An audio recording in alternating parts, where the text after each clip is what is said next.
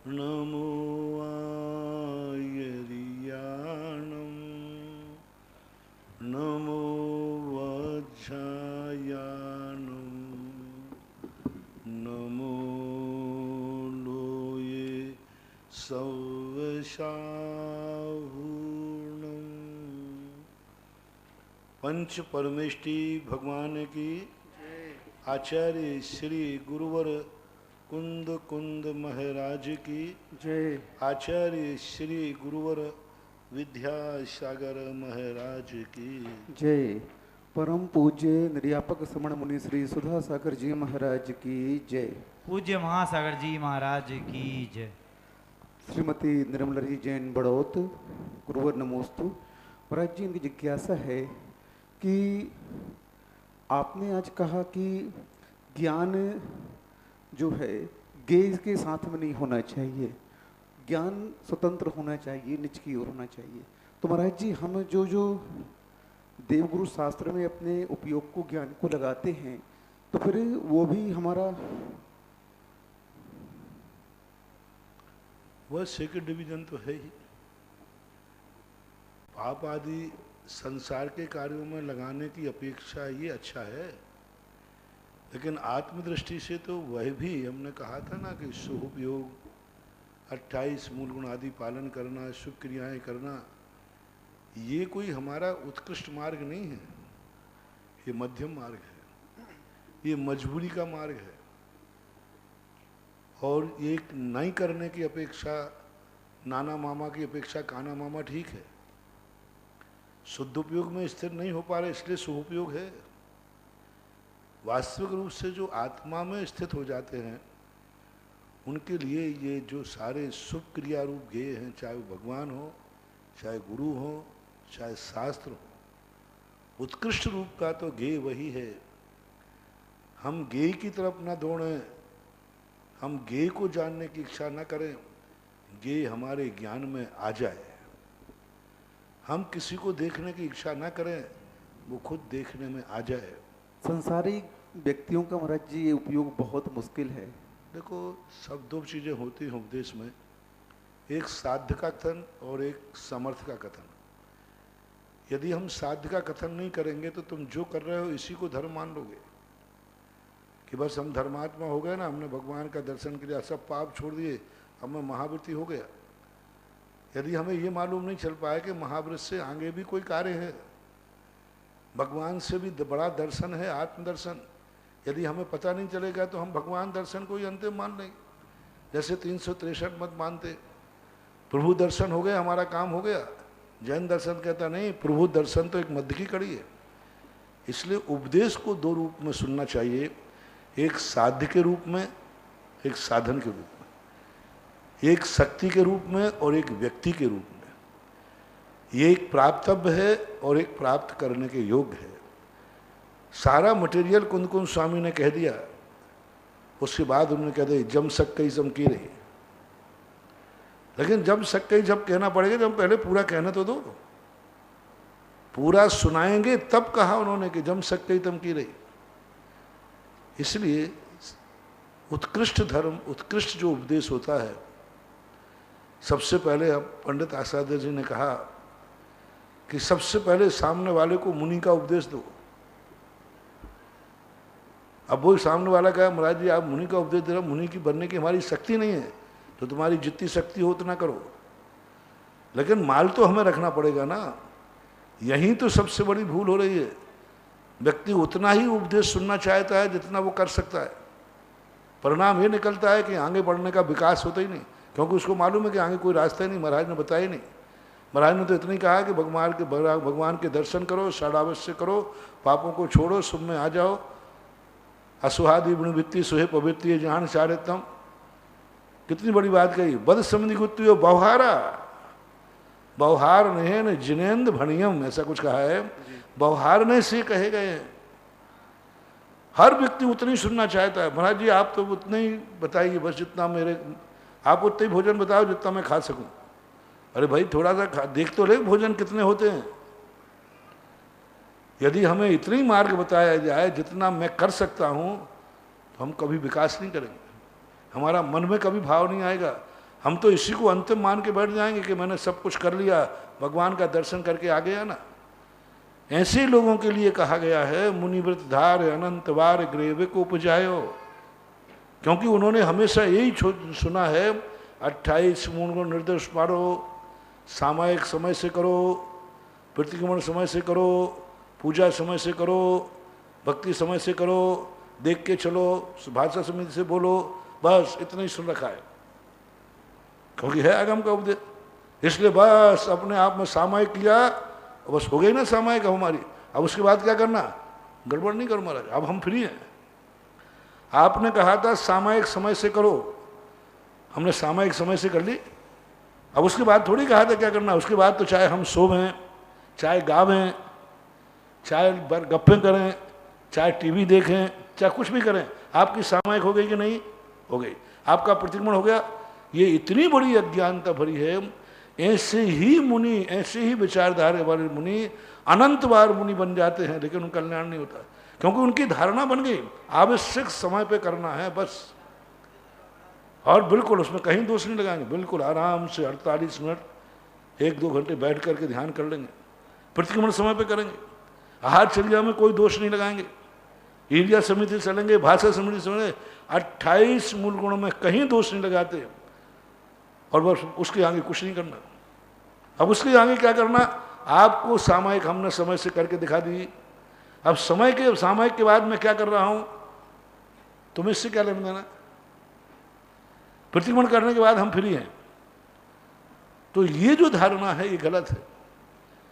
ये धारणा मिटाने के लिए करना पड़ेगा, इतना ही धर्म नहीं है, और ये धर्म है भी नहीं, ये तो धर्म के साधन हैं, ये तो मजबूरी है। ये 28 मूल गुण प्रणयन करना, प्रतिक्रमण करना, ईर्ष्या समिति पालन करना, ऐषणा समिति करना, ये गांधी डिवीजन वालों का काम है। जो फर्स्ट क्लास डिवीजन वाले हैं बाहुबली में, कोई ना तो ईर्ष्या समिति पाली, ना भाषा समिति पाली, ना सामायिक किया, ना प्रतिक्रमण किया, ना केस लॉन्च किया। एक बार केस लॉन्च करके बैठे तो बैठ गए। हम यहाँ 2 महीने में उखाड़ते परेशान हैं। 4 महीने कर लो और क्या। हम 4 महीने उखाड़ते परेशान है, राख मंगा रहे, उखाड़ रहे हर 4 महीने में, अधिकतम 3 महीने, 4 महीने, 2 महीने। और लो बाहुबली ने एक बार का बाल उखाड़े और बैठे रहे। अब हम कहें, हम तो देखो बिल्कुल कितना बढ़िया कर रहे हैं कि हम 4 महीने में, 2 महीने में करने में और अहंकार आता है। देखो हम हर 2 महीने बाल उखाड़ लेते हैं, और बाहुबली कहते मैंने तो एक ही बार उखाड़े बस, क्योंकि उन्होंने दूसरा काम किया। क्योंकि बाहुबली की दृष्टि में था कि ये 28 मूल गुण ही हमारा धर्म नहीं है, ये धर्म के साधन है, आगे और करो।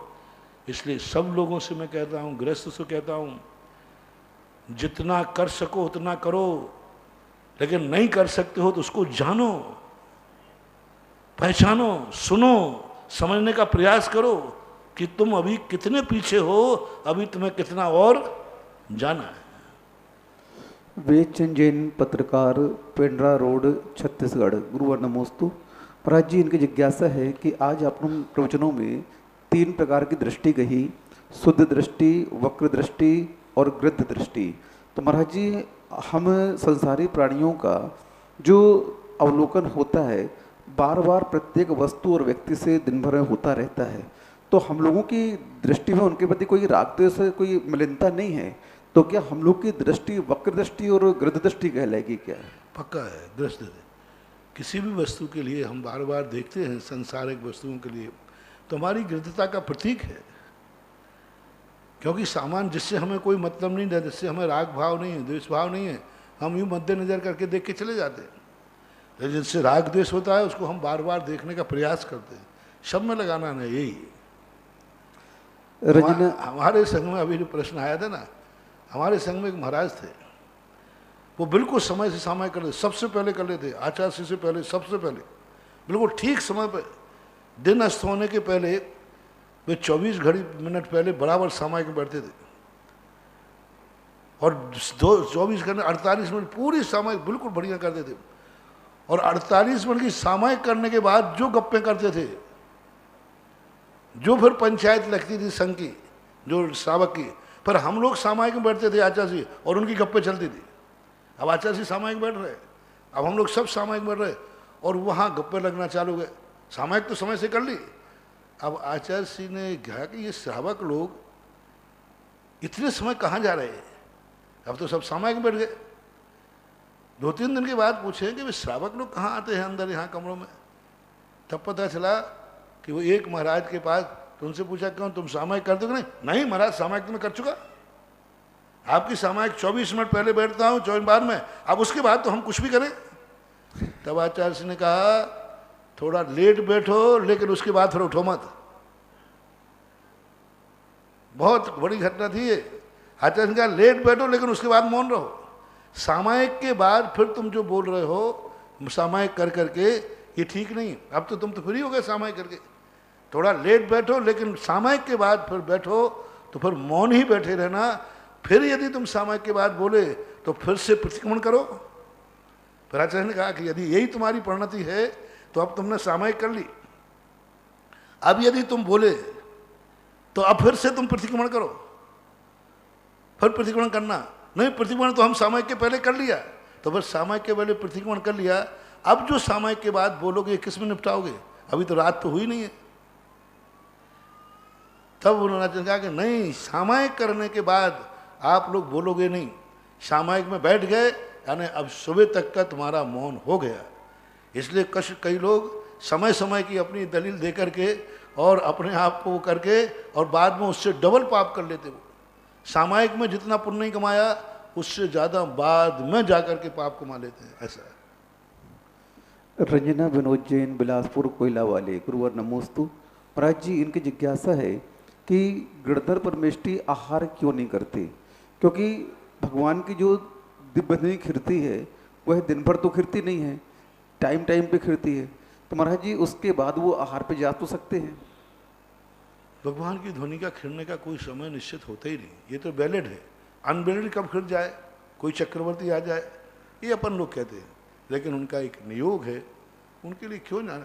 तीर्थंकर प्रदर्शन के लिए उठ गए बताने के लिए। अब गणधर परमेष्ठी की रिद्धियाँ ऐसी होती हैं कि जरूरत ही नहीं है, महान आत्माएं उतनी ग्रहण करती हैं जितनी जरूरत है। अब वो कहते हैं आहार काय के लिए करूं, जरूरत तो है ही नहीं, नहीं करें तो हम नहीं मरेंगे, नहीं करें तो शरीर कृष्ण नहीं होना, पर काय के लिए आहार के लिए जाएं, रसना इंद्री की चटुकारिता के लिए। अपन लोगों तो ठीक है क्योंकि बिना आहार के अपना शरीर नहीं चलता है, अपने शरीर में कमजोरी आ जाएगी। उनके शरीर में नहीं खाएं तो कमजोरी आती ही नहीं है, किंचित मात्र भी शरीर में कमजोरी नहीं आती। फिर गणधर परमेष्ठी सोचते हैं जब भोजन दवाई है, जब बीमारी है ही नहीं, तो चमनप्राश क्यों चाटे। कई बच्चों को चमनप्राश बड़ा प्यारा लगता है तो वे चाट तो जब बीमारी है ही नहीं तो फिर क्यों आहार करें, क्योंकि आहार एक औषधि है, क्षुधा एक बीमारी है, उनको बीमारी नहीं है वो। इसलिए मुझे लगता है कि उनका ऐसा नियोग बन जाता है। विकास जैन तमोह, गुरुवर नमोस्तु। महाराज जी ये भी पूछ रहे हैं कि गणधर परमेष्ठी जो होते हैं क्या उसी भाव से मोक्ष चले जाते हैं? नियम से जितने गणधर परमेष्ठी होते हैं सबको विपुलमति मना पर ज्ञान होता है और मोक्ष नियम से जाते हैं। अर्पिता सौगानी, मुंबई, गुरुवर नमोस्तु। महाराज जी इनकी जिज्ञासा है कि पूर्व में जो तीर्थंकर हुए हैं उनकी दिव्य ध्वनि तो बिना गणधर के भी खिर गई, लेकिन भगवान महावीर स्वामी की दिव्य ध्वनि इतने दिन तक रुकी क्यों रही? अब इसके संबंध में कई मतभेद। कुछ तीर्थंकरों के संबंध में ऐसा आता है कि बिना गणधर के भी खिर जाती, कुछ आचार्यों का कहना यह है कि बिना गणधर के नहीं खिरती। पूज्यवर वीरशैव स्वामी महाराज ने तो यही कहा कि उस समय सारे श्रोताओं का काल लब्धि नहीं थी। काल लब्धि का समय नहीं आया था ऐसा नहीं, लब्धि यानी क्षयोपशम। हमारे यहाँ बहुत बड़ी चीज कही पूज्यपाद स्वामी ने, लब्धि का अर्थ क्या है? क्षयोपशम। तो उस समय जितने श्रोता थे उनके लाभांतराय कर्म का क्षयोपशम नहीं था सामूहिक रूप से। 66 दिन तक कर्म सिद्धांत से उनका क्षयोपशम था ही नहीं, लब्धि नहीं थी, क्षयोपशम नहीं था। तो भगवान नहीं बोले, क्योंकि भगवान की ध्वनि भगवान की इच्छा से नहीं करती। भगी भागन वस जोगे बसाए, ध्वनि भय सुन विभ्रम नसाय। भगवान की जो वाणी है भक्त लोगों के पुण्य से खिलती है, क्षयोपशम से खिलती है, इसलिए ऐसा मानना चाहिए। महाराज जी इससे भी हुंडा स्मृति काल का दोष नहीं कह सकते? ऐसा तो कोई आगम में तो देखने में आया नहीं। कितनी महावीर दोष तो गिनाए हुंडा सर्वनी के, लेकिन उसमें यह दोष गिनाया नहीं है। मानना चाहें तो मान सकते। ललित जी जैन, महावीर मार्वल बांसवाड़ा, गुरुवर नमोस्तु। महाराज जी, इनकी जिज्ञासा है कि कर्म जब भी बंधेगा उस कर्म के आश्रय में हमारा राग द्वेष मूल कारण रहेगा। तो महाराज जी, हम जब अपने परिणामों के माध्यम से उन कर्मों को निमंत्रित कर देते हैं, जैसा आपने बताया, तो क्या हम यहाँ पर परिणाम किसी के लिए अच्छे के लिए करते हैं तो उसका प्रभाव उस भावना के माध्यम से पड़ेगा कि नहीं पड़ेगा? पड़ेगा, बराबर पड़ेगा। यदि हमारा अच्छा भाव है तो कर्म अच्छा फल देंगे। दोपहर में कहा था नहीं, सामने वाले को अच्छा होगा, इसे वो भी बीमार पड़ा है और हम यहाँ से भावना कर रहे हैं। निमित्त है, यदि निमित्त कुछ भी नहीं हो तो ये भावनाएं किस काम की? निमित्त है, शांति धारा किस काम की? निमित्त है, लेकिन नियामक नहीं है। निमित्त होना अलग चीज है और नियामक होना अलग चीज है। लोग यही तो भूल करते हैं, निमित्त को नियामक मान लेते हैं और कहते हैं कि देखो मैंने शांति धारा कराई, क्या हुआ? अरे भाई, शांति धारा निमित्त है, नियामक नहीं। दवाई है, दवाई निमित्त है, नियामक नहीं है। नियम होकर कोई मरेगा ही नहीं, क्योंकि नियामक है। तो निमित्त को कई लोग और धर्म कार्य में लगाते हैं। संसार के कार्यों में कितने फेल होते हैं तो भी वहाँ नहीं लगाते। क्या हुआ पढ़ने से, इतना पढ़ाया लेकिन इंटरव्यू में फेल हो गया। वहाँ नहीं कहते हैं क्या होता है इतनी कोचिंग बढ़ाने का। 2-2, 3-3, 4-4, 5-5 लाख बच्चे पढ़ते हैं कोटा के अंदर, और मुश्किल से 1 लाख लोगों को भी नौकरी नहीं मिलती। अब बोलो कितने, 3-3, 4-4 लाख लोग पढ़ रहे हैं कोटा के अंदर, और वहाँ 4-5 हजार ही मात्र वैकेंसी नौकरी मिलती है। नहीं, एडमिशन स्कूल में। हाँ, मतलब जैसा भी हो। अब ऐसा करने के लिए अब बोलो फिर क्यों पढ़ रहे हो इतने मूर्ख लोग? परसेंटेज क्या है? आप कोटा में पढ़ने वालों से पूछो कितनों को एडमिशन मिलता है इंजीनियर कॉलेज में, कितनों को मेडिकल कॉलेज में। 1% मिलता है। 99% की पढ़ाई बेकार जा रही है, सबको मालूम है, लेकिन फिर भी आप पढ़ाए जा रहे हो। वहाँ नहीं कहते क्या होता है कोटा में कोचिंग पढ़ाने से बच्चों को 99% तो फेल हो रहे। वहाँ नहीं करेंगे क्या होता है गाड़ियों में बैठने से, देखो वो गाड़ी से गया एक्सीडेंट हो गया। संसार के कार्यों में तो कुछ नहीं लगा रहे, धर्म के कार्यों में हो जाए। क्या होता है शांति धारा से कराने, देखो उसकी शांति धारा की गई फिर भी वो मर गया, फिर भी मर गया। यहाँ तो कम से कम 80% बचे, 20% बचे मरे। यहाँ तो 80% बचाए शांति धारा, 20% मरे। वहाँ तो 99% गए, 1% बचे, तो भी चल रहा है कोटा में, तो भी भेज रहे हैं। ये कहलाता है विनाशकालीन विपरीत बुद्धि। ये निकृष्ट लोग कहलाते हैं जो धर्म क्षेत्र में थोड़ी सी कमी आने पर कहते हैं कि देखो धर्म से क्या हुआ। ऐसा नहीं है, हमेशा उपादान को ध्यान रखना चाहिए। बस मेरा एक सूत्र तुम्हें कितना बढ़िया दे दिया, निमित्त को नियामक मत मानो। निमित्त निमित्त है, वो निमित्त है, लेकिन नियामक रूप से काम होगा ही होगा। यदि निमित्त के हाथ में सारी बांगडोर हो जाए तो वास्तु स्वतंत्र खत्म हो जाएगा। स्वयं कृतम कर्म यदात्मना पुरा फलम तुदीयम लभते शुभाशुभम परेण दत्तम यदि लभ्यते स्वयं कृतम कर्म निरर्थकम, तथा फिर सब खत्म हो जाएगा। तो फिर ये क्यों कराएं? नहीं, निमित्त को स्वीकार करना ही पड़ेगा। निमित्त के बिना काम होना नहीं, निमित्त मिलने पर काम हो, ये कोई नियम नहीं। फिर से सूत्र बनाओ, निमित्त के बिना काम होगा नहीं, निमित्त मिलने पर काम हो, ऐसा कोई नियम नहीं। ब्रह्मचारी मुकेश जी जैन, अंकुर कानूनी सागर, गुरुवर नमोस्तु। महाराज जी, आपने आज आश्रव के 2 भेद बताए, शुभ आश्रव और अशुभ आश्रव। तो महाराज जी, शुद्धोपयोग को किस आश्रव के भेद में रखेंगे? शुद्धोपयोग निराश्रवी लिया, ईरियापथ आश्रम। पूज्यवर कुंद भगवान, पूज्यवर वीरसेन स्वामी महाराज स्पष्ट रूप से कहते हैं सांप्रदायिक आश्रव से रहे थे, क्योंकि सिद्धांतों में वही आश्रव निषेध है जो कसाय के द्वारा होता है, जिसमें कसाय से जरा स्थिति अनुभाग पड़ते हैं, जिसमें एक पापी का आलम्बन लेना पड़ता है। वे संप्रदाय सब हे हैं, चाहे वो पुण्य हो चाहे पाप हो, क्योंकि उसमें स्थिति तो डालेगी कसाई ही ना, और कसाई अशुभ है, शुभ नहीं है। तो जब ऐसा धंधा करना जिसमें हमें डाकुओं का, गुंडों का सहारा लेना पड़े, तभी वो धंधा कर सकते हो, हमें पापियों का सहारा लेना ही पड़ेगा। तो आचार्य कहते हैं भले तुम पाप नहीं करोगे, धंधा पापमय नहीं है, लेकिन उस धंधे को करने के लिए आप पापियों की शरण में जाना ही पड़ेगा, उनको साथ में लेना ही पड़ेगा, नहीं तो नहीं जा सकते। तो जैनाचार्य कहते हैं कि वो धंधा ठीक नहीं। कुंद भगवान कहते फिर ईर्यापत आश्रव के लिए शुद्ध उपयोग में ईर्यापत आश्रव निषेध नहीं है, सांप्रदायिक आश्रव का निषेध है।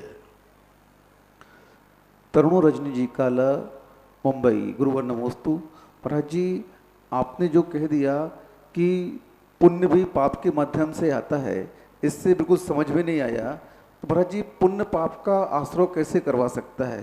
क्योंकि हम उस पुण्य के जो कमाते हैं वो तो पाप के प्रक्षालन का फल है, और महाराज जी पुण्य फला अरिहंता भी जो कहा गया है, ये सब बातें कैसे घटित होती हैं? तत्वार सूत्र बहुत बुद्धिमानों को है, इसलिए इस बार जो मैं बोल रहा हूँ बुद्धू लोगों से कहना है तुम अपना ज़्यादा दिमाग मत चलाओ क्योंकि 50% उपदेश इस बार मैं विद्वानों को दे रहा हूँ, बुद्धिमानों को दे रहा हूँ, और बुद्धिमानों की खुराक बुद्धुओं को तो लगेगी कि पाप से कमाए पुण्य कैसे कमाएगा। कसाय, राग द्वेष। राग द्वेष को तुम क्या मानते हो? अच्छा मानो कि बुरा? क्या कहोगे सामान्य रूप से? बुरे हैं, हे अब वही राग द्वेष तो स्थिति बांट रहे हैं पुण्य में। कसाय कभी भी हो घातिया कर्मों में आती है, घातिया कर्म के उदय से कसाय होती है, होवे कोई नियम नहीं है। जब भी कसाय होगी, राग द्वेष होगी, घातिया कर्म के उदय से, घातिया पाप है। पाप कर्म के उदय पर, पाप कर्म के बेल पर, पाप कर्म के बीज पर पापी के निमित्त से कसाय उत्पन्न होती है, और वह पापी के यहाँ से जो कसाय भाव आया है उसी ने पुण्य में अनुभाग डाला है। क्योंकि जब भी अपने परिणाम होंगे, चाहे राग द्वेष कोई भी हो, बिना कसाय कर्म के उदय से होने नहीं। और कसाय पाप कर्म है, घातिया कर्मों में आते महान पाप है। महान पापी के यहाँ निमित्त से जो हमें ताकत मिली है वह पुण्य में अनुभाग डाल रहा है। अब वो कहाँ तक हमारे लिए प्रशंसनीय हो सकता है? इसलिए कुंद भगवान ने कहा कि ये बात बहुत गहन बात है, तत्व की बात है। जब व्यक्ति बहुत सूक्ष्म गहन अध्ययन करता है तब उसे पुण्य भी पाप जैसा दिखने लग जाता है, पुण्य भी पाप जैसा दिखने लग जाता है, उसे असुपयोग जैसा सुपयोग दिखने लग जाता है। वह सोचने लग जाता है कि जैसे पाप छोड़ा, ये पुण्य की क्रियाएं भी कब छोड़ूं। मकान छोड़ने के बाद मंदिर भी छोड़ने का भाव आता है, 5 पाप छोड़ने के बाद पंच परमेष्ठी को भी छोड़ने का भाव आता है। शुभचंद्र महाराज आदि आचार्य कहते हैं, हे श्रवण, तू कहाँ 5 परमेष्ठियों के चक्कर में पड़ा है? तू खुद परमेष्ठी है। क्या बात हो गई? तू खुद परमेष्ठी है, तू परमेष्ठी का आनंद ले। क्या ये मालाएं फेर रहा है, जाप कर रहा है? मुनिराज को कहीं भी जाप का उल्लेख किया ही नहीं, ध्यान का किया है। और ध्यान स्वयं का किया जाता है, सर्वश्रेष्ठ ध्यान। तो ये बातें थोड़ी गहन हैं, गहरी हैं। श्रोताओं से मेरा कहना है कि इस बार के प्रवचनों में जो समझ में नहीं आए वो समझ लेना, ये विद्वानों को है। क्योंकि इस बार सारे विद्वान समझाने नहीं गए, सब समझ रहे हैं। प्रवचनों में तो गए नहीं, सब प्रवचन सुन रहे हैं, बहुत सारे लोग प्रवचन सुन रहे हैं। सरज जैन सरावगी, कटनी। गुरुवर नमोस्तु। महाराज जी, इनकी जिज्ञासा है कि दुख शोक तापा क्रंदन जो आज सूत्र आया साता वेदने के बंध का, तो महाराज जी संसार में ऐसा कोई कौन प्राणी है जो वेदना आने पर दुख नहीं होता? अब छोटा सा बच्चा है, अब उसको पीड़ा हो रही हो तो रोएगा महाराज जी, तो उसको क्या साता वेदने का बंध होगा? प्रश्न दो परस्पर विरोधी है। पहला बात तो आपने कहा ऐसा कौन प्राणी है जो दुख आने पर दुखी नहीं हो। फिर आपने उदाहरण दिया जैसे बच्चा, तो बच्चा तो दुखी हो गई। अरे कोई प्राणी, पहला प्रश्न परस्पर विरोधी प्रश्न है दोनों। ऐसा कौन प्राणी है जिसको दुख आने पर दुख नहीं हो? ऐसे प्राणी मैं बताता हूँ, मुनि महाराज, सुकौशल महाराज और सब है। अब बच्चा है तो बच्चा तो दुख करेगा, तभी तो बच्चों के लिए तो संभालना है। तो ऐसी बात नहीं है। बहुत सारे लोग दुख को दुख नहीं मानते। मुनिराज जब अपने स्वरूप में स्थित होते हैं, नाना प्रकार के दुख आते रहते, कुछ नहीं पड़े रहते दुख, उनको कोई दुखी नहीं कर पाता। वे हाय तौबा नहीं मचाते, न कर्म से हाथ लगा के बैठते, न शोक करते। दुख भी होता है तो सामायिक चल रही है आनंद से, दुख भी है तो भी प्रतिक्रमण चल रहा है आनंद से, दुख भी है तो भी बढ़िया आराम से प्रवचन दे रहे हैं, बोल रहे हैं, बात कर रहे हैं। उनके चेहरे पता ही नहीं कि इनका उपवास है, पता ही नहीं है भूख लगी है, दुख है, कष्ट है, लेकिन चेहरे पर मुस्कान है। यही है, ऐसी बात नहीं है। हाँ, अब बालक को कहो तो बालक ही, वो तो करेगा ही, इसलिए तो उसको असाता कर्म का बंध हो रहा है। उसको कैसे बचाएं महाराज जी? अब उसके तो जब बड़ा हो जाए तो बच जाएगा। प्रदीप पाटनी, भिवानी, मुंबई। गुरुवर नमोस्तु। महाराज जी, इनकी जिज्ञासा है कि ये देखो, इसके लिए माता पिता लोग बचाते हैं। जब बच्चा कूद जाता है तो पहले सबसे पहले है वो रोने लग जाता है, देखो कैसी बचाती है माँ। घोड़ा कूदा, घोड़ा कूदा, घोड़ा कूदा, घोड़ा कूदा, घोड़ा कूद गया, घोड़ा कूद गया, घोड़ा कूद गया। अरे उसका घोड़ा टूट गया, कह रही घोड़ा कूद गया, लेकिन एक घोड़ा कूद गया, घोड़ा लग गया। अब बचा लिया उसको, देखो उसको सोचा। अब बच्चा भी सोचा मैं थोड़ी घोड़ा, मम्मी कह रही घोड़ा कूदा है। अब दूसरे वो कहता मम्मी कहाँ घोड़ा कूदा, यहाँ तो घोड़ा टूट गया। तो फिर दूसरी तरफ करके चुप होता है कि नहीं। अब इतने में नहीं मानता है तो दूसरा, जैसा करेगा वैसा भरेगा। अब पहले माँ ने बहुत अच्छे से कहा था, पुचकार के हद, घोड़ा कूद गया, घोड़ा कूद गया, हंसा के कहा था उसको, लेकिन वो तो आए क्या, रोने का रो जा रहा है, समझ नहीं रहे। तो तुरंत दूसरी बार माँ, अब माँ का तेवर बदल गया। अब वो जो आनंद में चुटकी बजाते निकालना चाहती थी, मन बहलाना चाहती थी, और उसका उपयोग उधर, घोड़ा कूदा है, तू गिरा ही नहीं है, राजा बेटा है, तू तो राजा बेटा है। लेकिन वो ये भाषा नहीं समझ पाता, वो इस आनंद को नहीं ले पाया वो। तो फिर माँ कहती है जैसा करेगा वैसा भरेगा, कर्म सिद्धांत। जैसा करेगा वैसा भरेगा, तूने जैसा किया है वैसे ही भरेगा। तो मैंने कभी किया होगा, आज थोड़ी किया मैंने। तुम तो कह रहे तूने पहले ऐसा किया होगा, किसी को गिराया होगा इसलिए गिर गया, किसी का सिर फोड़ा होगा इसलिए फूट गया, किसी का घोड़ा तोड़ा होगा टूट गया। अब वो कहता मम्मी मैंने आज तो नहीं तोड़ा, कभी तोड़ा होगा मुझे तो याद नहीं है। तो फिर माँ सोचती है अभी फिर भी दलील दे रहा है, फिर भी रोना बंद नहीं कर रहा है। तो फिर कहता है देख के क्यों नहीं चलता, चरणानुग आ गया। फिर तू देख के क्यों नहीं चला। अब देखो, अब भविष्य की, क्योंकि अतीत की बात बताते वो मुकर गया, पता नहीं मैंने किया था कि नहीं किया, क्या सबूत है कि मैंने किसी का घोड़ा टूटा था। तो उसने कहा कि ये तो समझदार हो गया। फिर कहते तू देख के क्यों नहीं चला। अब उसका थोड़ा नानी मर गई है उसकी, तू गिरा क्यों, तू देख के क्यों नहीं चलता, उधम करता है, ध्यान रखना, बिना देखे चलेगा तो ऐसे ही पैर टूटेगा। अब देखो रौब बदल गया माँ का। फिर भी कहते मम्मी थोड़ा सा मैंने इधर उधर देख लिया तो क्या हुआ, अब थोड़ा बहुत तो मुझे यहाँ वहाँ देखनी पड़ता है। अब वो सामने आ रहा था, गिर गया। अब माँ सोचती है अब फिर ये गड़बड़ कर रहा है, स्वीकार नहीं है। तो फिर 30 से चौथे नंबर माँ कहती है देख कल तेरा बड़ा भाई भी यहीं गिरा था, वो तो नहीं रोया था। देख कल मुझे भी चोट लगी थी, मैं तो नहीं रोई थी। देख उसको भी लगे यार वो बड़ा। फिर वो उदाहरण देगी, वो भी गिरा था, उसके भी पैर में चोट आई थी, लेकिन वो रोया तो नहीं था। तुझे मालूम है कल वो बड़ा भाई गिर गया था तेरा, हाँ गिर गया था।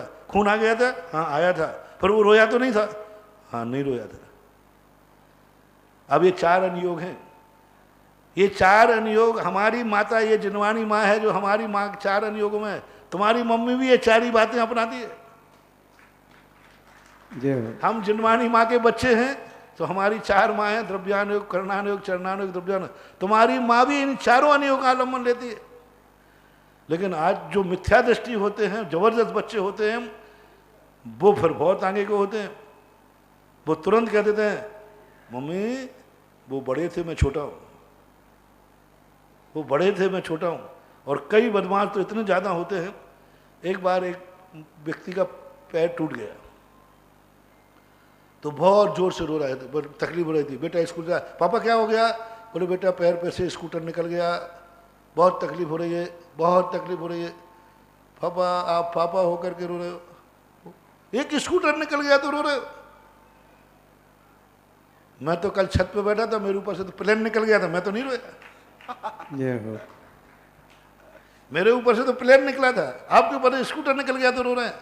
अब ऐसे बच्चों को कौन समझाए? हाँ, तो ऐसा मानना चाहिए।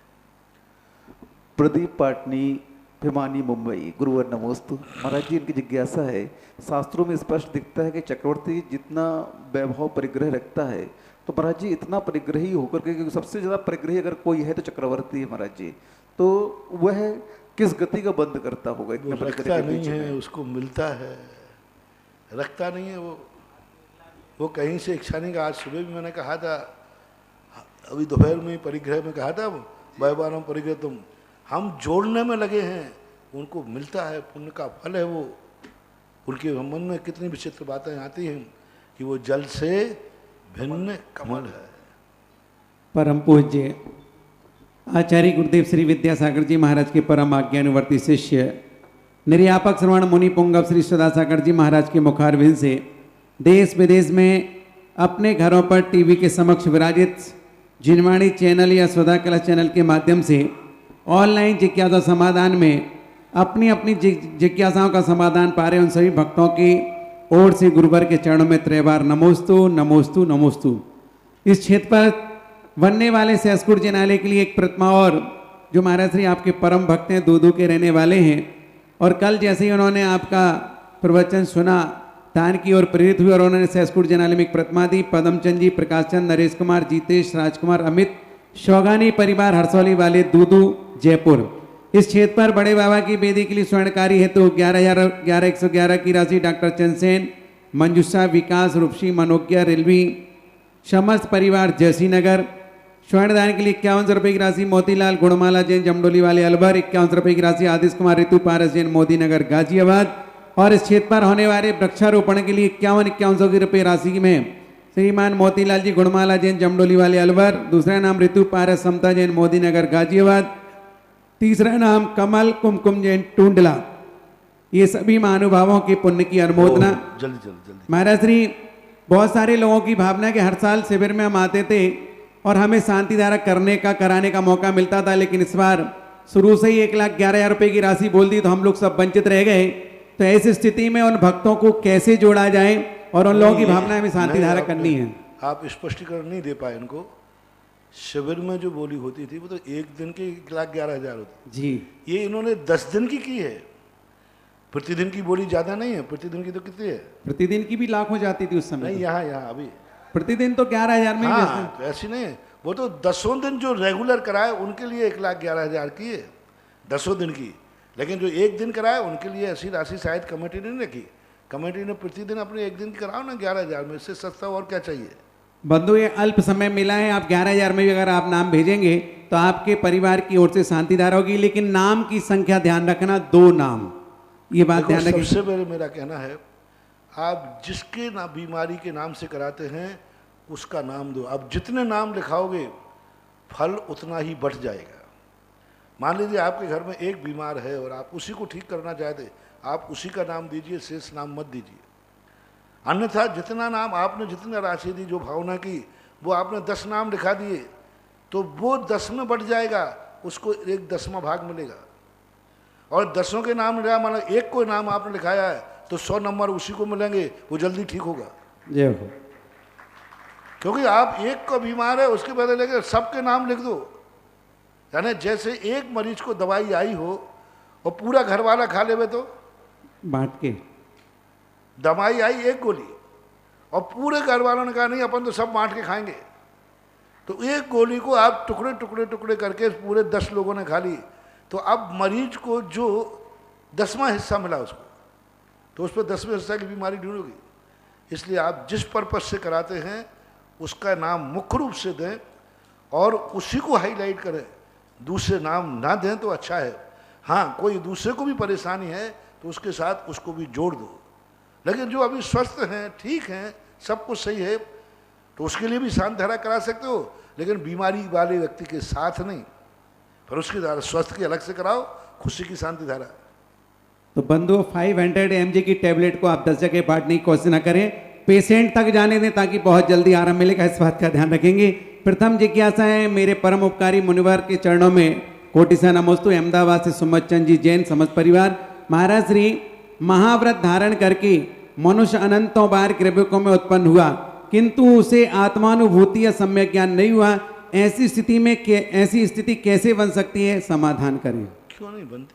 क्योंकि अभी मैंने बताया ना कि व्रतों को पालन करना ही उसने अंतिम धर्म मान लिया, उपकारी को उपादेय मान लिया, साधन को साध्य मान लिया, रास्ते को ही मंजिल मान लिया।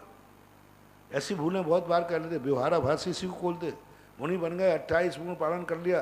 जैसे मैंने कहा ना, सामायिक करना, हाँ साहब सामायिक कर लूँगा, बिल्कुल समय पर सामायिक की, निर्दोष की, और सामायिक करने के बाद फिर सो गए आराम से, गप्पे लगाने बैठ गए। सामायिक तो कर ली। अरे भाई सामायिक जो की है, जो सामायिक में आया है उसको अब ध्यान करो। सामायिक तो एक व्रत है, वो तो अनिवार्य था। अब सामायिक जो की है उसका ध्यान करो। अब आगे ऐसे कई लोग बड़े अपने आप को, ऐसे गृहस्थों में भी होते, सब में होते, अपने सब कार्य करने के बाद फिर वो क्या क्या करते हैं, भगवान ही मालिक है। अगली जिज्ञासा है सीए विजय जैन मुंबई। महाराज श्री एक बात मेरे मन में बहुत दिनों से है कि आचार्य परमिष्ठी जब नमोकार मंत्र में अपने से नीचे के परमेष्ठी उपाध्याय या साधु को नमस्कार क्यों करते हैं जबकि वह पद में बड़े हैं? एक व्यवहारिकताएं हैं ये, वस्तुतः सब एक ही क्लास में हैं। कर्म सिद्धांत के अनुसार छठा सातवां गुणस्थान है, सबका एक ही है। एक व्यवहारिकता के नाते में वो कैप्टन है, वो अनुशासन रख सकते हैं। एक व्यवस्थाएं हैं, ये अवस्था नहीं है। आचार्य उपाध्याय पद एक समस्या का समाधान है, एक व्यवस्था का अंग है। ये अवस्था नहीं है आचार्य उपाध्याय पद। यदि अवस्था होती तो संलेखना के समय आचार्य उपाध्याय पद का त्याग क्यों कराया जाता है? आचार्य उपाध्याय का त्याग करना ही पड़ेगा, क्योंकि तुम्हारी अवस्था व्यवस्था थी, अब तुम्हारी व्यवस्था तुम्हारे हाथ से खत्म हो गई है।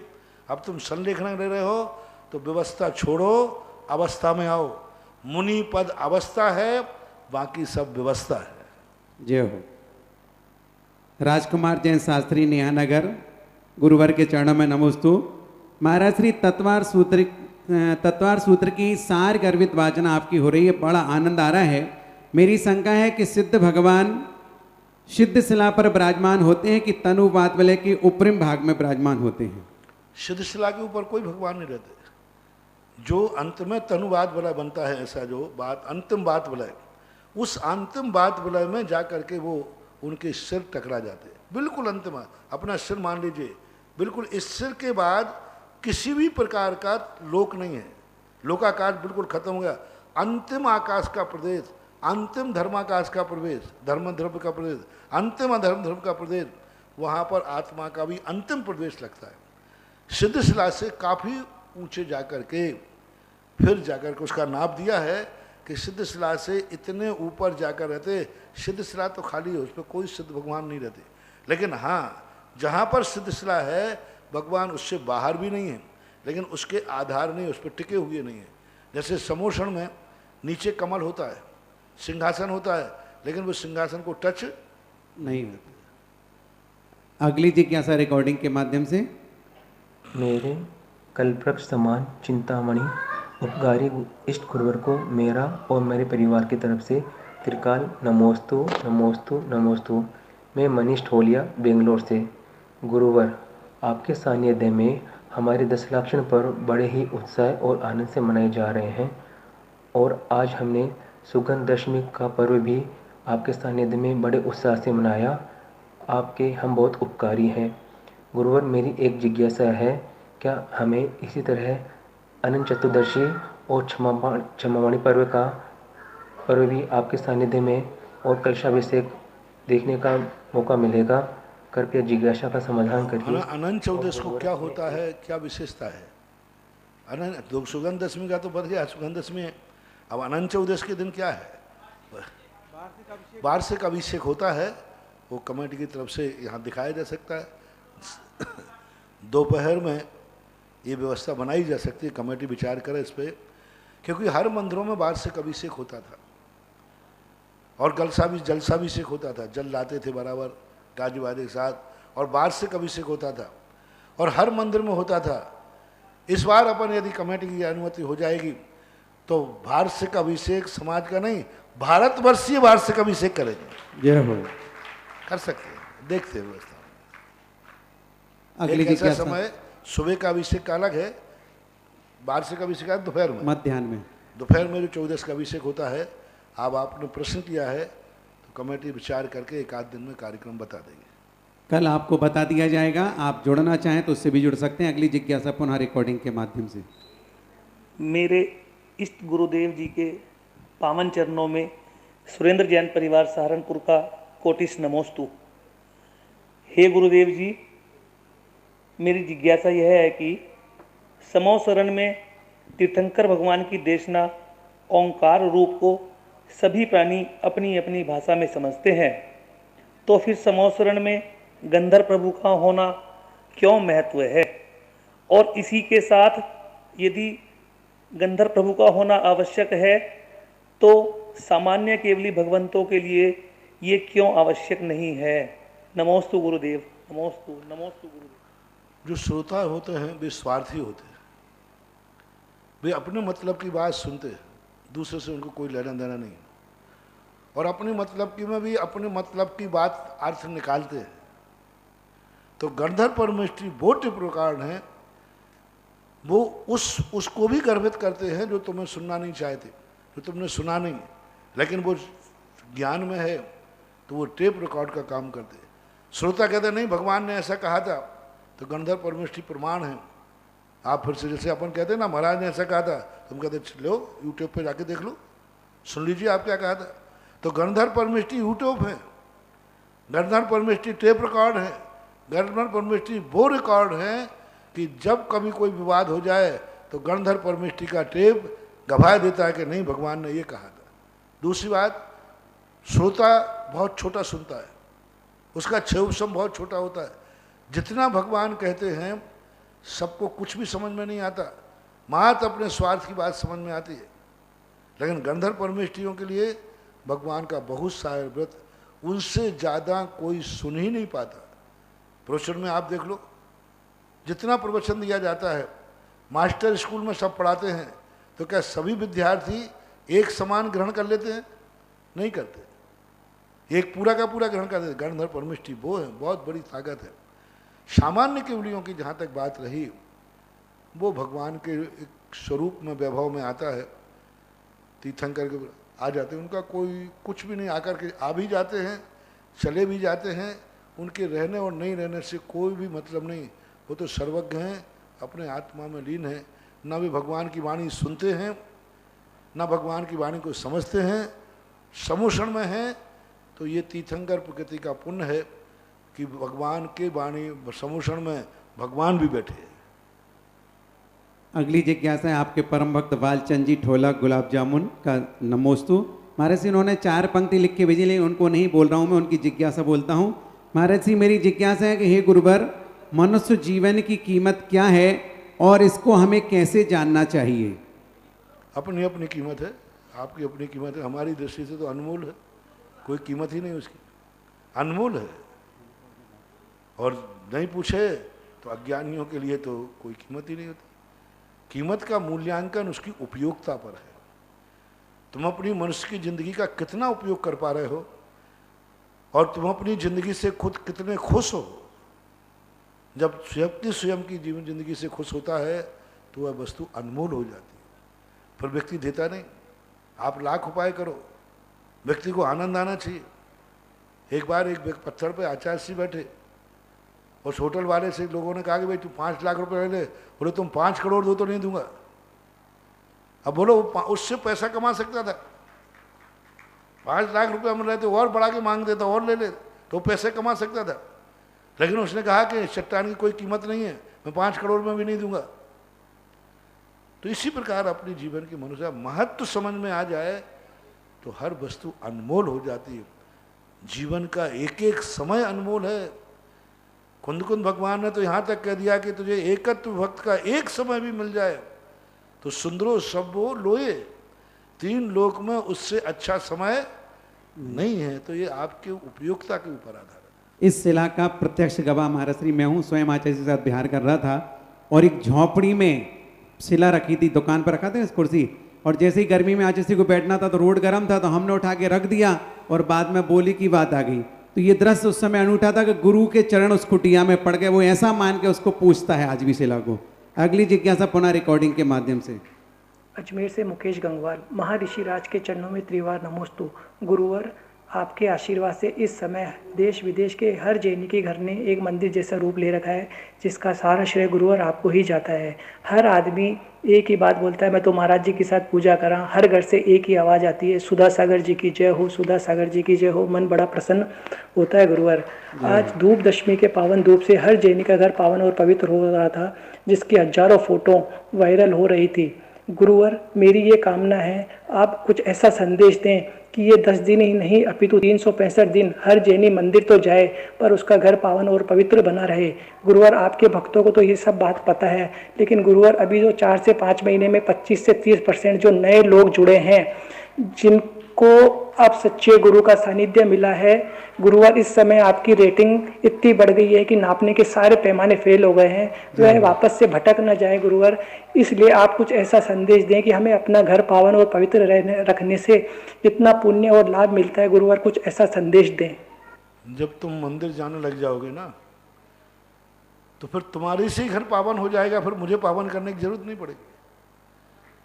हमारे यहाँ विष्णु कुमार महाराज ने जब हस्तिनापुर के अंदर मुनिराजों के हार हुए 700 घरों में, फिर भी चौके खाली रहे, तो उन्होंने कहा कि ऐसा करो, तुम लोग जिनके यहाँ हार हुए हैं उनको तुम ले जाओ।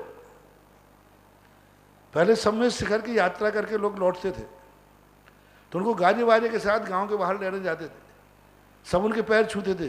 क्यों? बोले ये चरण वो हैं जो सम्मेद शिखर की माटी को छू के आए। जय हो।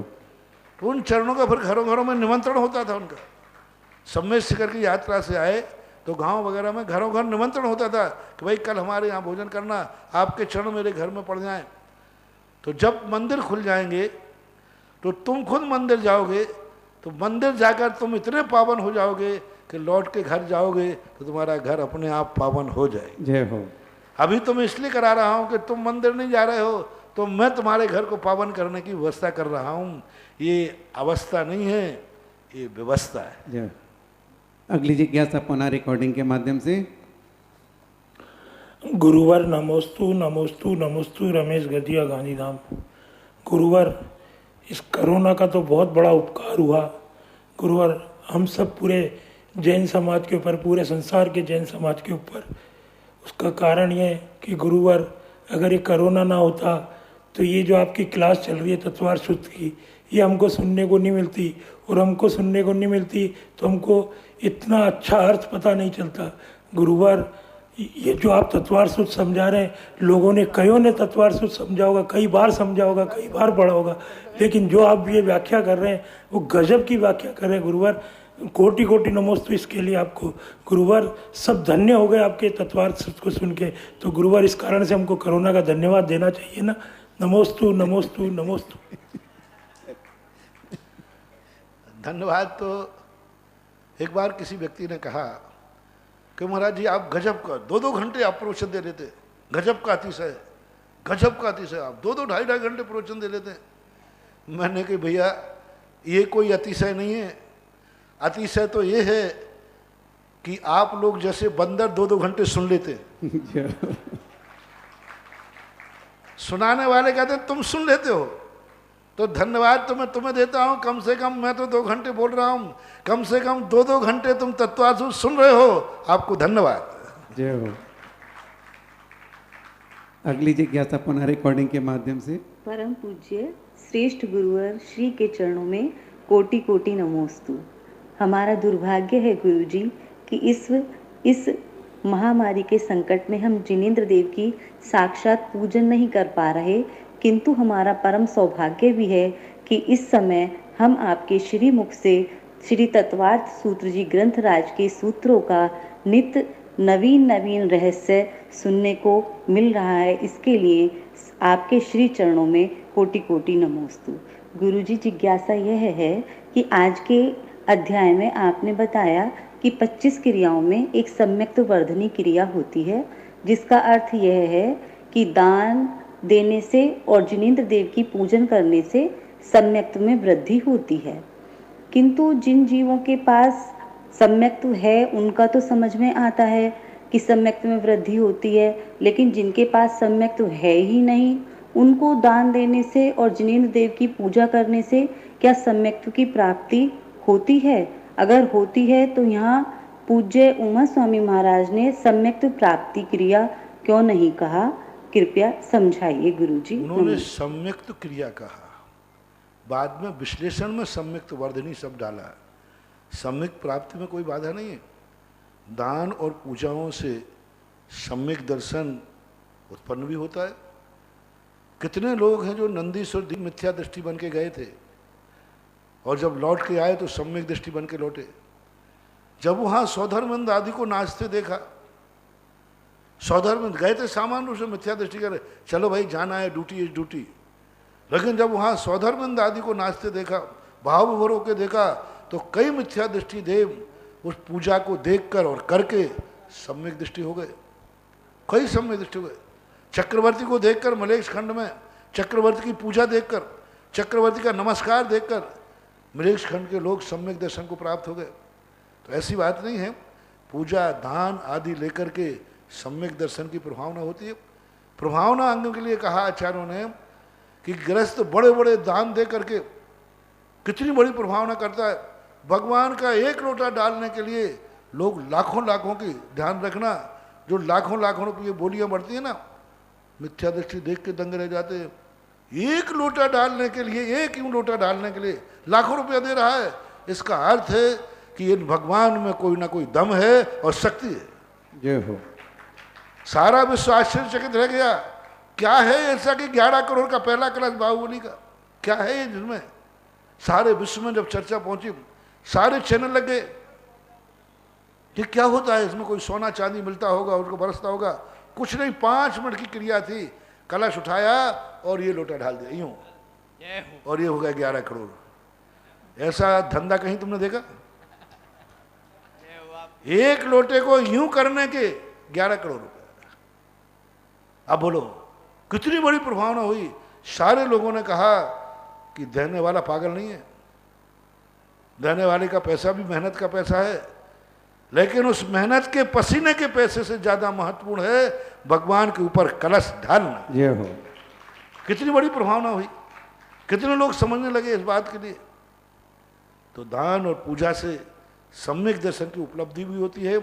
सम्यक दर्शन की प्रभावना, सम्यक दृष्टि दान और पूजा से ही प्रभावना करता है। साधु तप से, छारस से, उपदेशों से प्रभावना करता है। गृहस्थ के 2 ही साधन हैं, दान पूजा से प्रभावना करना तो होता है। और वहाँ सम्यक्त शब्द का प्रयोग किया। सम्यक्त भी एक क्रिया है। फिर उन्होंने खुलासा करते समय किया सम्यक से प्राप्ति भी होती है, वर्धन होता है। सम्यक्त वर्धनी क्रिया का इसका विश्लेषण किया। इसका अर्थ, वर्धनी का अर्थ ये भी लगा लेना चाहिए। हमारे यहाँ आशीर्वाद देते समय 3-4 होते हैं। मिथ्या दृष्टि को आशीर्वाद देते हैं तो वहाँ क्या आशीर्वाद है? धर्म लाभ भवतु। जब सम्यक दृष्टि को आधार दे देते हैं तब कहते हैं सम्यक तो वृद्धि भवतु। और जब वृत्ति को आशीर्वाद देते हैं समाधि रस्तु। अलग अलग आशीर्वाद है सबके लिए, तो ये भावना उसमें निहित होती है। अगली जिज्ञासा पुनः एक के बाद। मेरे गुरुवर के चरणों में बारंबार नमोस्तु। महाराज जी, वर्ष 2019 में आयोजित हुए श्रावक संस्कार शिविर के अंतर्गत बिजोलिया में सामाजिक कार्य के अंतर्गत आपके आशीर्वाद के द्वारा एक कॉलेज की नींव रखी गई थी।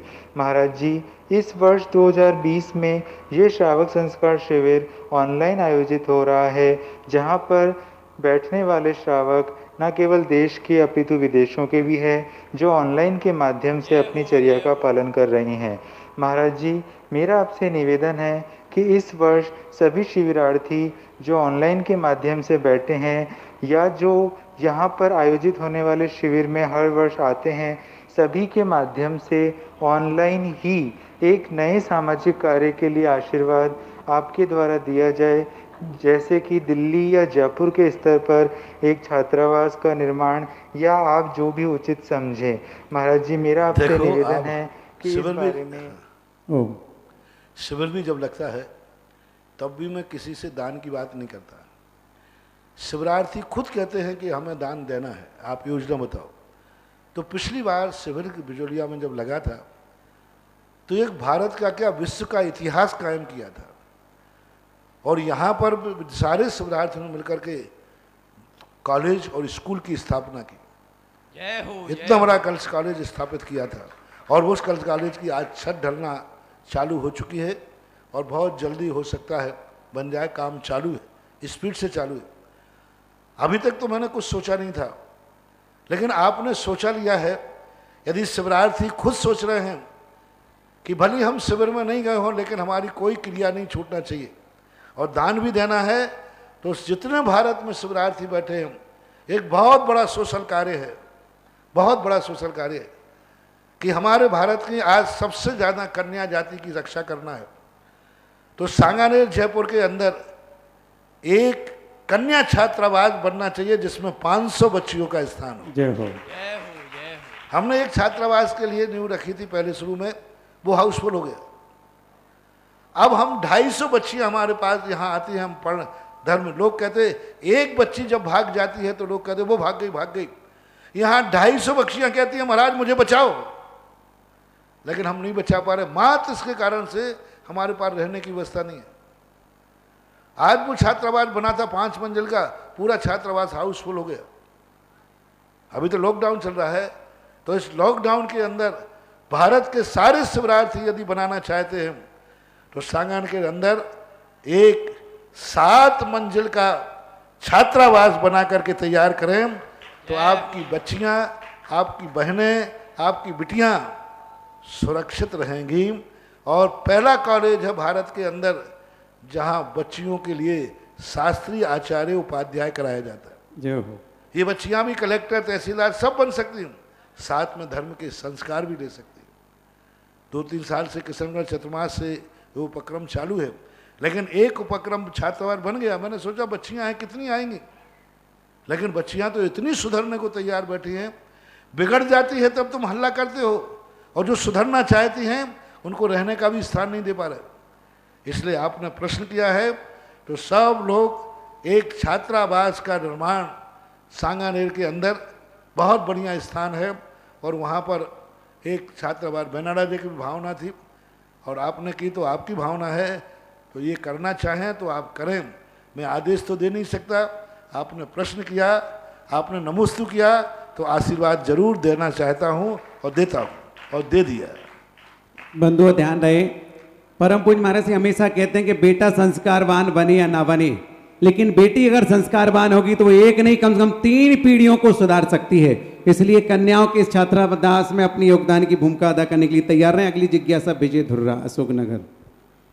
परम पूज्य मुनिपुंगव श्री सुधा सागर जी महाराज, जो कि श्रावक संस्कार शिविर के प्रणेता हैं, आपके द्वारा भारतवर्ष में श्रावक संस्कार शिविरों का जो अलग जगाया गया, आज ऑनलाइन देश भर के शिविरार्थी संस्कार शिविर में बैठे हैं। परम पूज्य गुरुदेव, आपने तीर्थों को न केवल जीवित किया है बल्कि तीर्थों पर भक्तों को पहुंचाया है। एक भक्तों के एक दल की बुधवार मंडल व गुरुवार मंडल तपोदय दर्शनोदय तीर्थ से जिज्ञासा आई है। प्रसन्न मोदी और भक्तजन चाहते हैं गुरुदेव हम ऑनलाइन शिविर में बैठे हैं, हमने वाहन का त्याग कर रखा है, क्या हमारा यदि बार पड़ता है तो हम उस दिन तीर्थ पर जाकर पूजन अर्चना कर सकते हैं? जा सकते, कोई बात नहीं।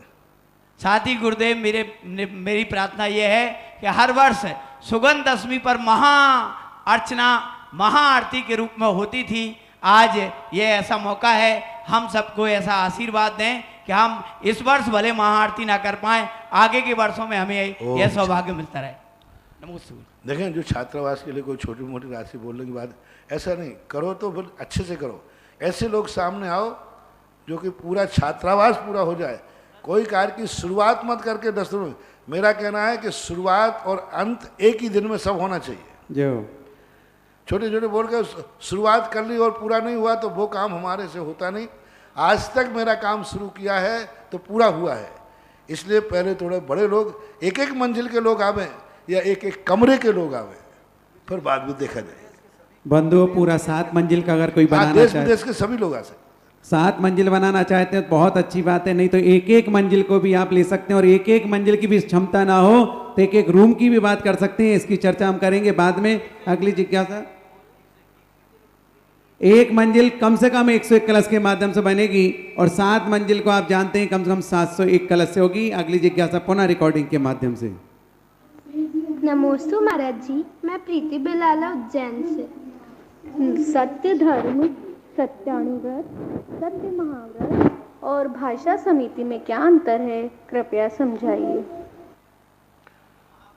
सत्य धर्म, सत्य व्रत और भाषा समिति, ये तीनों एक दूसरे के पूरक होते हैं। भाषा समिति में हित देखा जाता है, उसमें ये नहीं देखा जाता है कि ये वचन कठोर है या नहीं है। सत्य धर्म में व्यक्ति प्रयास करता है कि हमारे धर्म की रक्षा हो, और धर्म में वह धर्म के मामले में सत्य ही बोलने का प्रयास करता है। इसलिए सत्य व व्रत जो होता है, व्रत अपने आप में अपनी आत्मा की सुरक्षा के लिए कभी कभी झूठ का सहारा भी लेता है, लेकिन उसमें अहिंसा व्रत पालन करने का लक्ष्य है। सत्य व्रत वाला हमेशा अहिंसा व्रत को देखेगा कि अहिंसा व्रत फलेगा कि नहीं, अहिंसा की उसकी दृष्टि रहती है। ऐसा थोड़ा संक्षिप्त में चला। अगली जिज्ञासा है पुनः रिकॉर्डिंग के माध्यम से। महाराज श्री जी, हम मांगरोल से ये जानना चाहते हैं कि छठे अध्याय के प्रथम सूत्र में आचार्य भगवान ने काय को पहले रखा है, जबकि बोलने में मन वचन काय आता है। ऐसा क्यों किया, इसका कारण जानना चाहते हैं। नमस्ते महाराज श्री जी। काय को उन्होंने कहा स्थूल से सूक्ष्म की तरफ बच गए कि सबसे ज़्यादा स्थूल काय है, देखने में आता है, और काय के द्वारा जो कर्म बनते हैं, क्रियाएं होती हैं, त्याग भी पहले हम काय पे ही कंट्रोल करते हैं। सबसे पहले व्यक्ति अशुभ से काय को बचाता है, सबसे पहले काय गुप्ती होती है, पाप को काय से बचाता है, फिर वचन से बताता है, फिर मन से बताता है। स्थूल से सूक्ष्म की तरफ कथन किया है, ये कथन करने की अपनी अपनी शैली है। बंधुओं, जिन लोगों को तप, त्याग, आकिंचन और ब्रह्मचर्य धर्म पर शांति धारा कराना, अपनी भावनाएं बहुत जल्दी शीघ्र प्रेषित करेंगे, ताकि प्रतिदिन होने वाली शांति धारा में आपका नाम जोड़ दिया जाएगा। नॉर्मल कम से कम 11,000 है, जितनी अधिक राशि आप भेजेंगे आपका नाम ऊपर क्रम से आता जाएगा। अंतिम जिज्ञासा आज है अनिल जी पटवारी बिजोली। एक और बोल दो गगन, आज से तो एक नया कार्य शुरू हुआ जी। गगन बिहारी का अभिषेक भी 5 दिन चलेगा जी। गगन बिहारी जब से बैठे हैं अभी तक उनका एक बार अभिषेक हुआ, एक ही बार हुआ था। हाँ, एक बार इस चतुर्मास में तो हुआ ही नहीं, लेकिन लॉकडाउन में कुछ लोगों के, क्योंकि अंदर हम किसी को आने नहीं दे पा रहे, कमेटी की व्यवस्था है और भय भी है व्यवस्था में, लेकिन गगन बिहारी दूर से देखते हैं। तो गगन बिहारी का आज वहीं खड़े खड़े भगवान का दर्शन कर रहा था, तुरंत भगवान ने कहा कि कम से कम जो बाहर लोग खड़े हैं, बड़े बाबा के अंदर नहीं जा सकते हैं तो खड़े बाबा के पास तो जाने दे। हाँ, बड़े बाबा के पास नहीं जाने, खड़े बाबा के जाने दे। तो फिर वहीं खड़े खड़े भगवान की भक्ति करते करते भाव आया और तुरंत उसे जल लेकर के सारे लोगों को अभिषेक दिखा दिया गया। तो आपने कहा 5 दिन पहले बड़े बाबा का अभिषेक होगा, शांति धारा होगी, फिर उसके बाद जाकर के गगन बिहारी का भी अभिषेक और शांति धारा होगी। तो बंधु, आपको जहां भी कराना हो उस पर्ची पर या फोन पर मैसेज में देंगे कि हमें गगन बिहारी के भगवान का कराना है या विश्व के बड़े बाबा का कराना है। जहां आपकी भावना होगी वहीं पर आपका नाम उल्लेख कर दिया जाएगा। लास्ट जिज्ञासा अनिल पटवारी बिजोलिया। महाराज श्री, आज तत्वार सूत्र की क्लास में आया था, अकाम निर्जरा के बारे में बताया। तो ये अकाम निर्जरा चारों गतियों में कौन कौन गति में होती है? अकाम निर्जरा मरण समय के परिणामों से होती है या पूरे जीवन के परिणामों के आधार पर? कृपया समाधान। विशेष रूप से नारकियों के, मनुष्यों के, देवों के, स्वर्गीय देवों की अकाम निर्जरा का कोई विशेष प्रसंग नहीं आता, लेकिन आगम में कहीं निषेध वाक्य भी नहीं मिला, क्योंकि वहाँ अकाम निर्जरा कोई तपस्या तो है नहीं। लेकिन फिर भी कई मिथ्या दृष्टि देव कुलाचार मान करके और धर्म करते हम तो देवों में की अकाम निर्जा बन सकती है, बन जाए तो चारों गतियों में अकाम निर्जा होती है। गगन बिहारी की अगर आप शांति धारा कराना चाहते हैं तो 23वें तीर्थंकर हैं, कम से कम 23,000 रुपए की राशि के हिसाब से अपने नाम भेजेंगे, इस बात का विशेष ध्यान रखेंगे। आज की आरती करने वाले तैयार रहेंगे देवेंद्र, पवन जी, विजय धुर्रा परिवार, जिन्हें आरदान कराने का सौभाग्य मिला है। दूसरे 51 में अशोक कुमार, राजकुमार, विवेकानंद, विकास ठोरा परिवार संदारा वाले कोटा, और तीसरे तेजमल जी, पवन कुमार, सुनील कुमार धानोप्या श्रीपुरा वाले बिजोलिया तैयार रहेंगे। जिनवाणी का कैसर करेंगे, इसके बाद आरती की एक कर छोड़ा था 9 बार नमोकार मंत्र, 9 बार नमोकार मंत्र ना बस।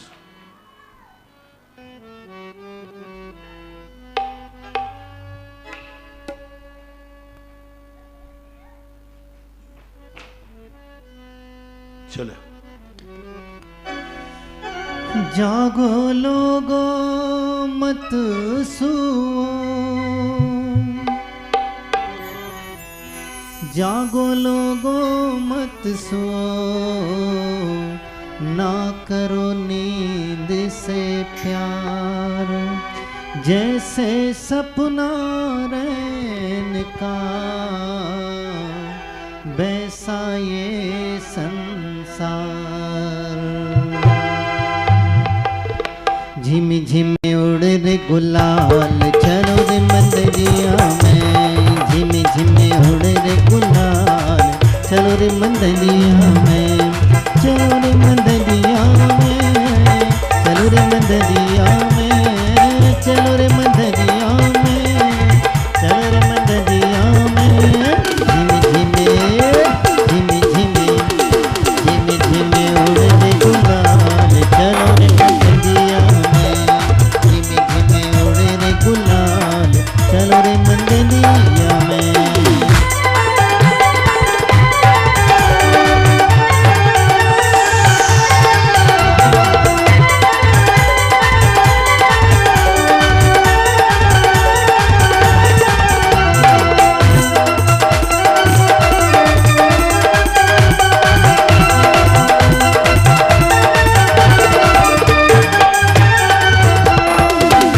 विधि मंगल आरती कीजिए, विधि मंगल आरती कीजिए, पंच परम पद भज सुख लीजिए, पंच परम पद भज सुख लीजिए। झिमे झिमे झिमे झिमे उड़े रे गुलाल, चलो रे मंदिरिया में।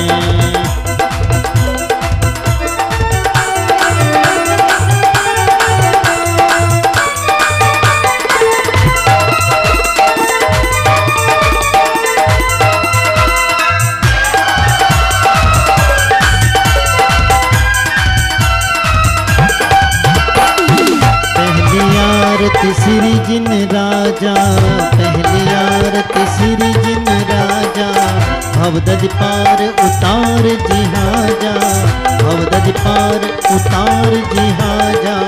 दूसरी आरती सिद्धन केरी, दूसरी आरती सिद्धन केरी, सुमिरन करते मिटे भव फेरी। झिमे झिमे झिमे झिमे उड़े रे गुलाल, चलो रे मंदिरिया में, झिमे झिमे उड़े रे गुलाल, चलो रे मंदिरिया में।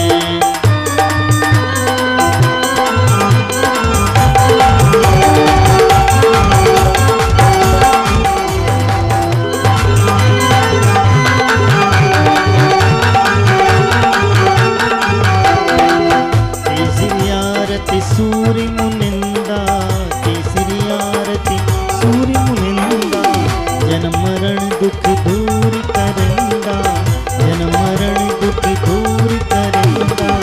चौथी आरती सिरि उबिझाया, चौथी आरती सिरि उबिझाया, दर्शन देखत पाप पलाया, दर्शन देखत पाप पलाया। झिमे झिमे झिमे झिमे उड़ रे गुलाल, चलो रे मंदिरिया में, झिमे झिमे उड़ रे गुलाल, चलो रे मंदिरिया में।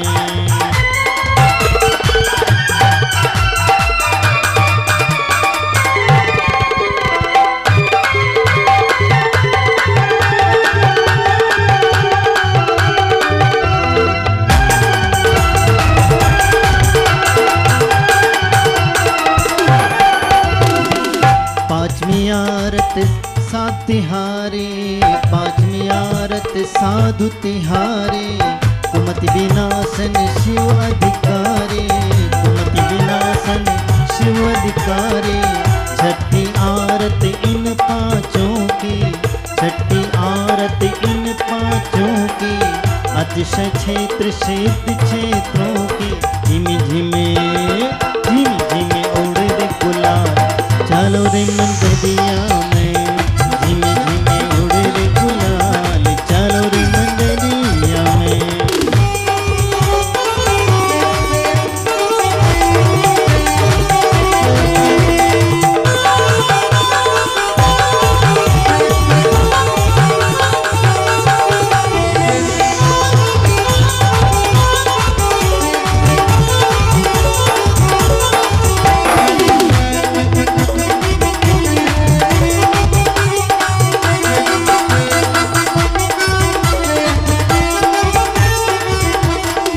सातवीं आरत साधु तिहारे, सातवीं आरत सिरि जिनवाणे, जानत स्वर्ग मुक्ति सुख दाने, जानत स्वर्ग मुक्ति सुख दाने। संध्या करके आरती कीजे, संध्या करके आरती कीजे, अपनो जन्म सफल कर लीजे।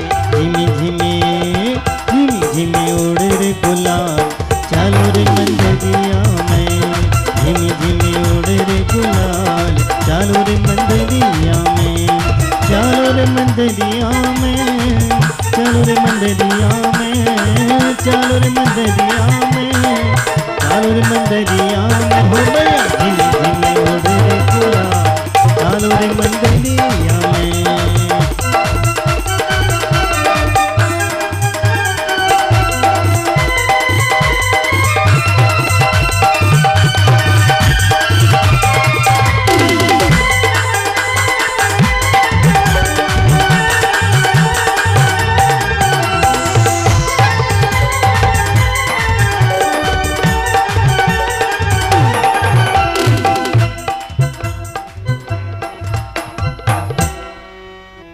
जब से गुरु दर्श मिला, जब से गुरु दर्श मिला, मन ये मेरा खिला खिला। मेरी तुमसे डोर बन गई रे, मेरी तो पतंग उड़ गई रे, मेरी तो पतंग उड़ गई रे। जब से गुरु दर्श मिला, मन ये मेरा खिला खिला। मेरी तुमसे डोर बन गई रे, मेरी तो पतंग उड़ गई रे, मेरी तो पतंग उड़ गई रे।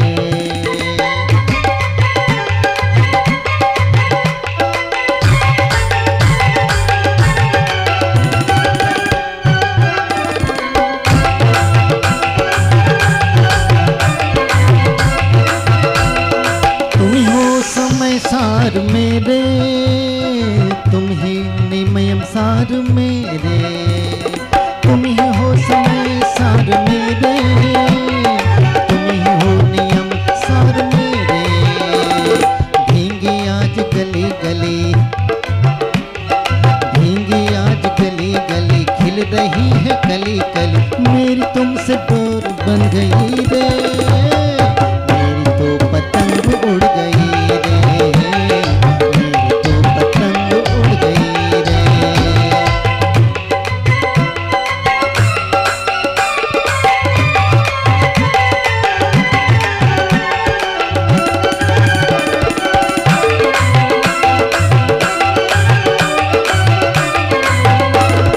आज ये हवाएं क्यों महकती, आज ये घटाएं क्यों चहकती, आज ये हवाएं क्यों महकती, आज ये घटाएं क्यों बहकती। अंग अंग में उमंग बढ़ रही है रंग रंग, अंग अंग में उमंग बढ़ रही है संग संग। मेरी तुमसे डोर बन गई रे, मेरी तो पतंग उड़ गई रे, मेरी तो पतंग उड़ गई रे।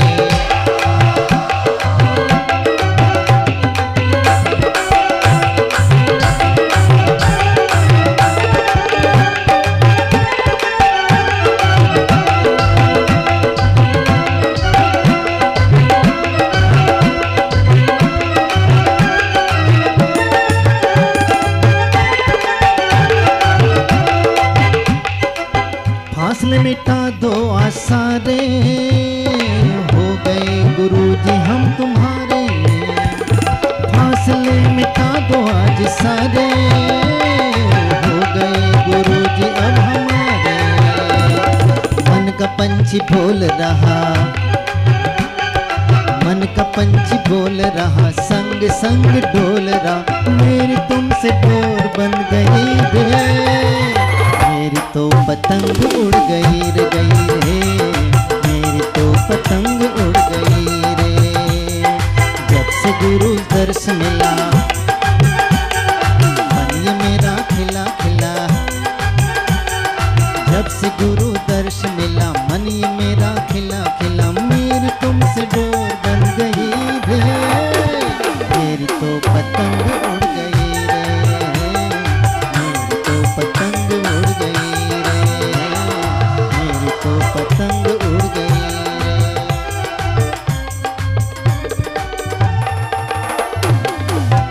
महाराज जी की आरती पहले कर लेते हैं।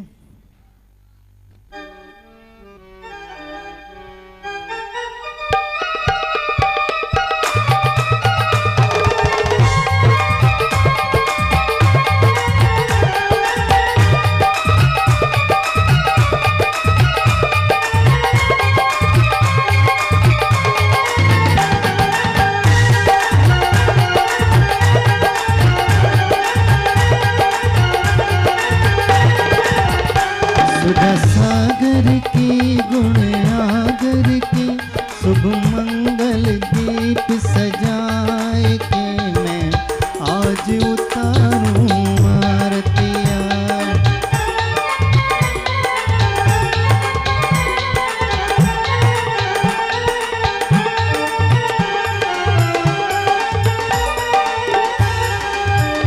सुधा सागर की गुण आगर की शुभ मंगल दीप सजाए के मैं आज उतारूं आरतियाँ।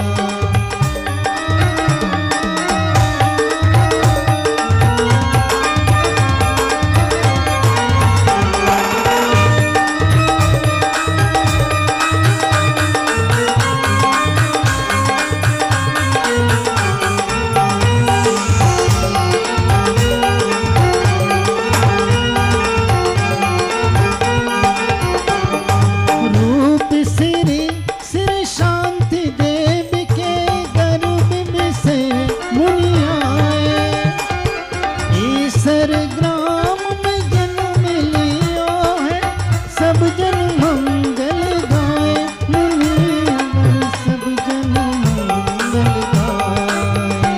नारा की कीड़ा द्वेष की ले आत्म ज्योति जगाए हो, मैं आज उतारूं आरतियाँ।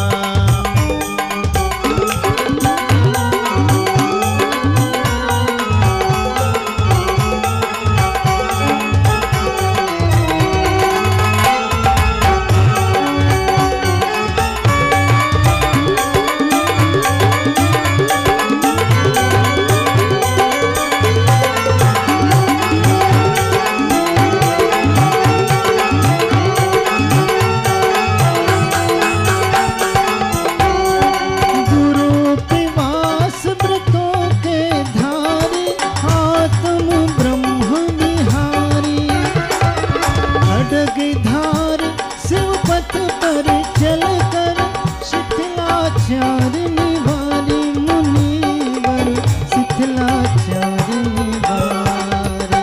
ग्रह त्यागी की वैरागी की ले आत्म ज्योति जगाए हो, मैं आज उतारूं आरतियाँ।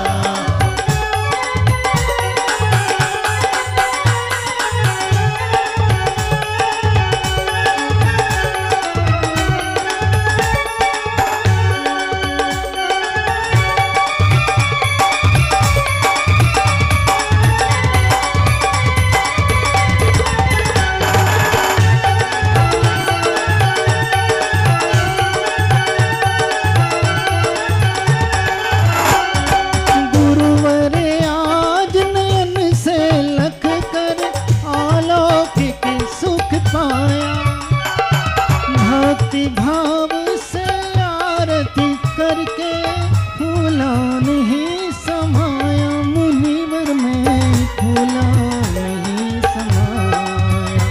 ऐसे ऋषिवर को ऐसे मुनिवर को कर बंधन बारंबार हो मैं आज उतारूं आरतियाँ।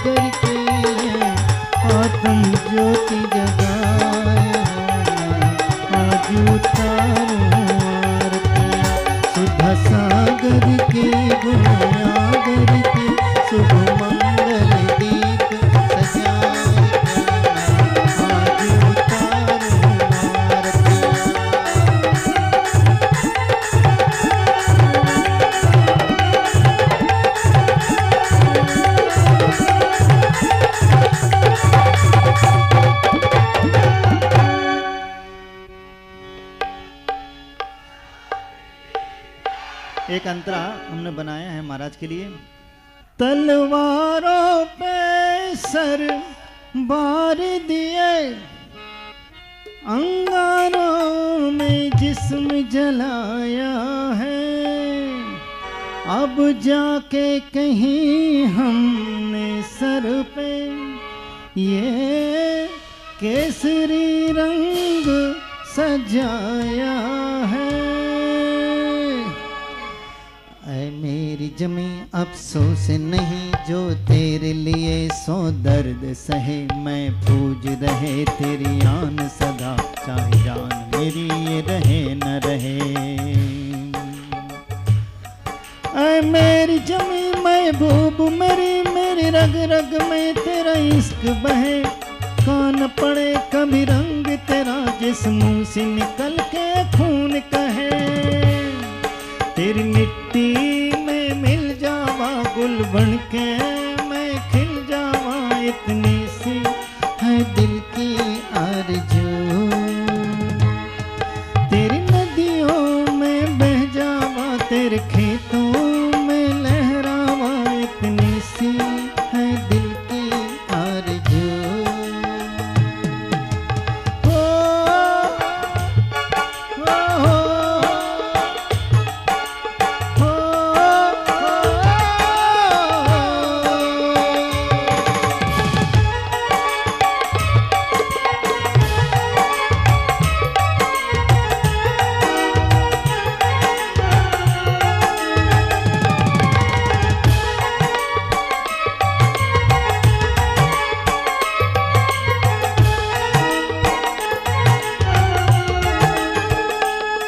सरसों से भरे खलियान तेरे जा गूंज के भंगड़ा पा न सका। आबाद रहे वो गाँव मेरा जहाँ लौट के वापस जा न सका। ऐ वतना में मेरे वतना में तेरा मेरा प्यार निराला था। कुर्बान हुआ तेरी अस्मत पे मैं कितना नसीबा वाला था। तेरी मिट्टी